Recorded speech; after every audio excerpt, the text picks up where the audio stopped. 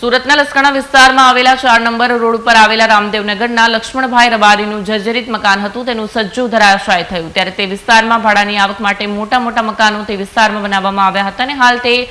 એક મકાનો જર્જરિત છે અને તેમાં નાની રૂમ અને નીચે દુકાનો બનાવવામાં આવી છે તેમાં મજૂર વર્ગ ભાડે રહે છે। સુરતના લસકાણા વિસ્તારમાં આવેલા 4 નંબર રોડ ઉપર આવેલ રામદેવનગરના લક્ષ્મણભાઈ રબારીનું જર્જરિત મકાન હતું તેનું સજ્જુ ધરાશાય થયું ત્યારે તે વિસ્તારમાં ભાડાની આવક માટે મોટા મકાનો તે વિસ્તારમાં બનાવવામાં આવ્યા હતા અને હાલ તેમાં અનેક મકાનો જર્જરિત છે અને તેમાં નાની રૂમ અને નીચે દુકાનો બનાવવામાં આવી છે તેમાં મજૂર વર્ગ ભાડે રહે છે ત્યારે તેમાં વહેલી સવારે તે મકાનના સજ્જાના કોર્નર ઉપર બનાવેલા બાથરૂમ અંદર ત્યાં રહેતો વ્યક્તિ ટોયલેટ ગયો અને એક વ્યક્તિ બહાર ઊભો હતો ત્યારે અચાનક ટોયલેટની સાથે આખો કોર્નર નીચે ધરાશાય થયું અને અંદર બેઠેલા વ્યક્તિ નીચે પડતા સજ્જા નીચે દબાઈ જતા તેમનું મોત થયું ત્યારે અન્ય એક વ્યક્તિને હાથ પગમાં ઈજાઓ પહોંચી ફાયરની જાણ થતાં ફાયર અને સુરત મહાનગરપાલિકા ઘટના સ્થળ પર પહોંચ્યા। ઈજાગ્રસ્ત બંને વ્યક્તિને હોસ્પિટલ ખાતે ખસેડવામાં આવ્યા અને એસએમસી દ્વારા આજુબાજુના મકાનોના સજ્જા તોડવાનું કામ હાથ ધરવામાં આવ્યું પણ શું જ્યારે કોઈ ઘટના ઘટે ત્યારે જ આ અધિકારીઓની આંખ ખુલે છે તો હજી પણ આજુબાજુમાં અનેક એવા જર્જરિત મકાનો છે જ્યાં દુર્ઘટના સર્જાય તેવી સ્થિતિ છે। શું આ તમામ જર્જરિત મકાનોના સજ્જા અને મકાનોને તોડવામાં આવશે કે નહીં પણ ફરીવાર કોઈ દુર્ઘટના ઘટશે ત્યારે તેનો જવાબદાર કોણ તેવા પ્રશ્નો ઊભા થયા છે।